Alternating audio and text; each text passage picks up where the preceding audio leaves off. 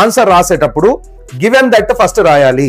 రాసి ఆ క్వశ్చన్ లో ఏదేదైతే ఇన్ఫర్మేషన్ ఇచ్చాడో అదంతా కూడా నువ్వు ఫస్ట్ సాల్వ్ చేసే కంటే ముందల్నే ప్రజెంటేషన్ లో ముందల్నే రాసుకోవాలి. గివెన్ దట్ అని చెప్పి ఇచ్చిన ఇన్ఫర్మేషన్ రాయాలి. దాదాపుగా దానికి ఒక 2 మార్కులు దాకా పడతాయి, కంపల్సరీగా పడతాయి. ఇచ్చిన డాటా రాయండి. గివెన్ సర్కిల్ ఈజ్ దిస్, దాని యొక్క సెంటర్ ఏంది, దాని యొక్క రేడియస్ ఏంది, అండ్ ఇక్కడ నుంచి ఆ పాయింట్ కున్న డిస్టెన్స్ అడిగాడు. Now we are going to find the distance from the point to this అని చెప్పి అట్లా రాయండి. ఒక 2-3 లైన్లు అవుతుంది. సో దానికి మార్కులు ఉంటాయి, ఒక 2 మార్కులు దాకా ఉంటాయి. సో ఒక 7 మార్క్ క్వశ్చన్ నీకు మొత్తం రాదు అనేది ఉండదు. సర్కిల్స్ మించి ఇచ్చాడు అనుకోండి, సర్కిల్ జనరల్ సర్కిల్ ఈక్వేషన్ రాస్తావు.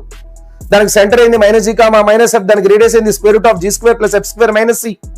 నీకు తెలిసిన ఇన్ఫర్మేషన్ అక్కడ రాస్తావా, that is the nothing but given that. దాని కింద కొద్దిగా ఇన్ఫర్మేషన్. సో గివెన్ దట్ అనేది ఆల్రెడీ క్వశ్చన్ లోనే ఉంటుంది, అది రాస్తావు. మళ్ళీ దాని కింద సర్కిల్ కి సంబంధించిన జనరల్ సర్కిల్ రాసి g ఏంది f ఏంది కనుక్కొని ఇది చేస్తావు. ఇది ఎట్లాంటి పెద్ద క్వశ్చన్ అయినా సర్కిల్ ఇచ్చాడంటే నువ్వు ఇవన్నీ చేసుకోవచ్చు.